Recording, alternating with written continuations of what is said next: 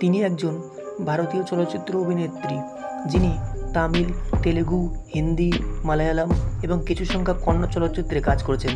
তিনি হিন্দি চলচ্চিত্রে প্রথম নারী সুপারস্টার বিবেচিত হন। তিনি একাধিক পুরস্কার অর্জন করেছেন, তার মধ্যে রয়েছে একটি করে জাতীয় চলচ্চিত্র পুরস্কার, কেরালা রাজ্য চলচ্চিত্র পুরস্কার, তামিলনাড়ু রাজ্য চলচ্চিত্র পুরস্কার, নন্দী পুরস্কার, 3টি ফিল্মফেয়ার পুরস্কার, একটি ফিল্মফেয়ার আজীবন সম্মান পুরস্কার। 5 দশকের অভিনয় জীবনে তিনি সংগ্রামী নারী চরিত্রে অভিনয়ের জন্য পরিচিত এবং তিনি এসলাপিস্টিক হাস্যরস থেকে শুরু করে মহাকাব্যিক, নাট্যধর্মীয় সহ বিভিন্ন ধারার চলচ্চিত্রে অভিনয় করেছেন। বন্ধুরা, আজকে আমি বলছি বলিউডের বিখ্যাত নায়িকা শ্রীদেবীর সংক্ষিপ্ত জীবন কাহিনী। তার আগে আপনাদের কাছে একটা রিকোয়েস্ট, ভিডিওটিকে একটি লাইক করে দিন আর ভিডিওটি না টেনে সম্পূর্ণ দেখুন, না হলে অনেক অজানা তথ্য আপনারা মিস করবেন। শ্রীদেবী 1980 ও 1990-এর দশকে ভারতের বিনোদন শিল্পে সর্বোচ্চ পারিশ্রমিকপ্রাপ্ত নারী ছিলেন এবং তাকে ভারতীয় চলচ্চিত্রের ইতিহাসে অন্যতম সেরা ও সবচেয়ে প্রভাবশালী অভিনেত্রী হিসেবে গণ্য করা হয়। শ্রীদেবী তামিলনাড়ুতে 1963 সালের 13ই আগস্ট জন্মগ্রহণ করেন। তার বাবা ছিলেন একজন আইনজীবী। তার এক বোন ও 2 সৎ ভাই আছে। 1996 সালে তিনি চলচ্চিত্র প্রযোজক বনি কাপুরকে বিয়ে করেন। তাদের 2 মেয়ে জাহ্নবী এবং খুশি। অনেক সূত্র জানা যায় যে শ্রীদেবীর সাথে অভিনেতা মিঠুন চক্রবর্তীর প্রণয়ের সম্পর্ক ছিল। 1986 থেকে 1987 সালের মধ্যে এ সম্পর্ক বজায় ছিল, যা শ্রীদেবী পরবর্তীতে সম্পর্ক ছেদ করেন। এর প্রধান কারণ ছিল প্রথম স্ত্রী যোগিতা বালিকে মিঠুন কর্তৃক বিবাহ বিচ্ছেদ না ঘটানো। তারা অত্যন্ত গোপনে বিয়ে করেছিলেন বলে জানা যায়, যদিও তা পরবর্তীতে অস্বীকার করা হয়। শ্রীদেবী যেহেতু জন্মগতভাবে একজন তামিল জাতির মানুষ ছিলেন, তাই তিনি প্রাথমিকভাবেই তামিল ভাষার চলচ্চিত্রে অভিনয় করতেন। তার অভিনীত প্রথম চলচ্চিত্র ছিল কান্দান কারুনাই চলচ্চিত্রে অভিনয়। এটি 1967 সালে মুক্তি পেয়েছিল।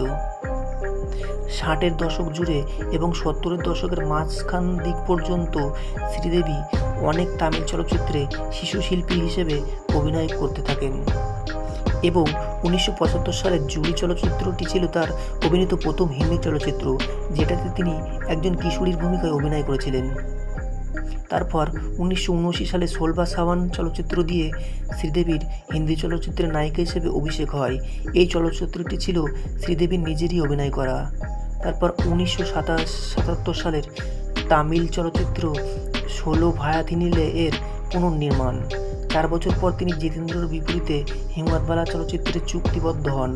চলচ্চিত্রটি 1983 সালে মুক্তি পায় এবং সে বছরের অন্যতম সেরা ব্লকবাস্টার চলচ্চিত্র হয়ে ওঠে। হিম্মতওয়ালা চরিত্রের নैनो में सपना গানটি জনপ্রিয় হয়ে ওঠে। এই চলচ্চিত্রের সাফল্যের ফলে শ্রীদেবী বলিউডের প্রতিষ্ঠিত শিল্পীর মর্যাদা লাভ করেন এবং তার বিখ্যাত থান্ডার থাইস উপনাম অর্জন করেন। 1983 থেকে 1988 সালের মধ্যে জিতেন্দ্র ও শ্রীদেবী জুটি একত্রে 16টি চলচ্চিত্রে অভিনয় করেন, যার মধ্যে 13টি হিট এবং 3টি ফ্লপ হয়। হিট চলচ্চিত্রসমূহ হল হিম্মতওয়ালা, জানি দোস্ত, জাস্টিস চৌধুরী, মাওয়ালি, अकलमंद, बलिदान, सुहागन, घर संसार, धर्म अधिकारी, औलाद, सोने पे सुहागा। 3টি ফলক চলচ্চিত্র হল सरफरोश, आग और शोला ও हिम्मत और मेहनत। শ্রীদেবী রাজেশ খান্নার সাথে জুটি বেঁধেও সফল ছিলেন। এই জুটির উল্লেখযোগ্য চলচ্চিত্র হল নয়া কদম, মকসদ, মাস্টারজি এবং নজরানা।